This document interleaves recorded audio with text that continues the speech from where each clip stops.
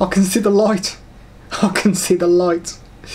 I actually can see the light. And in the box, you get a warranty card. You get a little manual as well, which basically just tells you what the light can do, how to install it onto your camera. You get the micro USB cable, which is used to charge the battery. You get the shoe adapter, which allows you to put it onto cameras. You get the battery charger itself, and it charges through micro USB. A little bit of information on the back of the battery charger as well. You also get the battery, which connects to the back of the light, so a bit of information about the battery there. And you get the light itself. So here's the light. That is where you screw it in the bottom.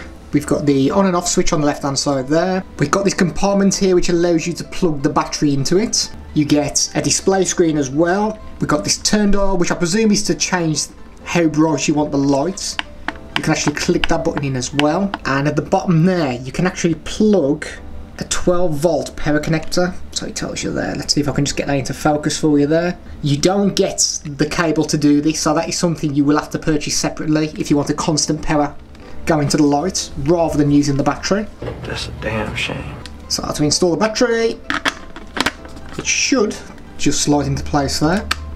That's it. So if we knock the power switch on, as you can see, that is pretty bright. That is a pretty bright light. So if I move this dial here, so we can turn the brightness down.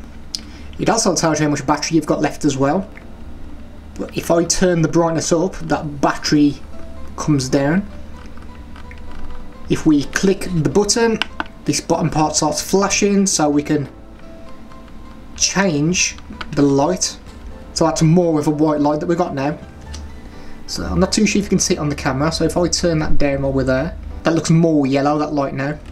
So we can get down to 3300K all the way up to 5600. So let's put it onto a camera, let's see how it looks. So we've got the light mounted to the camera now. It can go 90 degrees, so we can tilt it all the way backwards if we want to, all the way forwards. You've got a little screwing mechanism in the middle there. It's going to be quite difficult to hold this and screw it in, but we'll have a good go. We'll try not to break it. So let's tighten that up there. That's it. So that is held in place now. Feels quite sturdy as well. That's probably as much as I need to show you there. So if we switch the light on now, so I think what we need to do, I think I went dark then. Right, let's turn that away. So we're back in the picture. Here we go. Hello. Right, so I think what we need to do now is we need to take a couple of photographs with the light, without the light, the different colour settings as well, just to give you an idea of how well this actually performs.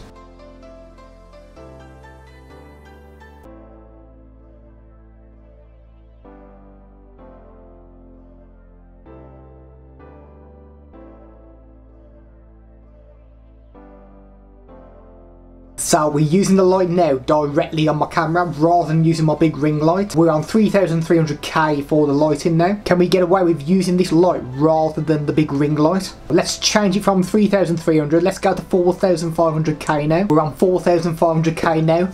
Looking at my screen on my camera, that looks pretty decent, to be honest. This would save a lot of hassle if I go out filming rather than carrying a big massive ring light about. This is very, very portable, so if you're somebody who does a bit of vlogging, this is looking like a good piece of kit. Let's try 5600, so it might look very white now, so let's give it a go. So we're on 5600K now, so this is a white light. How does this look compared to the other two lights that we've tried? Portability is massive for people who do a lot of filming. If you can cut down on using big ring lights and big bulky equipment, can't shift that. Are there better lights on the market than this one? The most probably is, but I think for this price range, what was it, £33.99, around that kind of marks, I think it's decent. I think it's very, very good. So if you're somebody who uses DSLR cameras or camcorders, this looks good. It looks good to me. The only issues I've seen so far with the light is I imagine the batteries will drain quite quickly if you're somebody who uses this on a regular basis.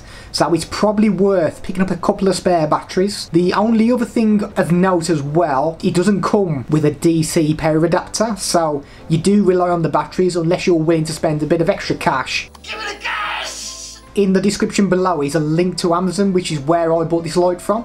Just hit the link, feel free to buy it. Are you somebody who uses one of these lights? Leave a comment down below and let us know what your experiences are with these lights. And with all that being said, my star rating for the Viltrox L116T professional LED light will be 9 stars out of 10. If you like the content that's being created on this channel, please hit the subscribe button. You'll find it in the bottom right of each of the videos.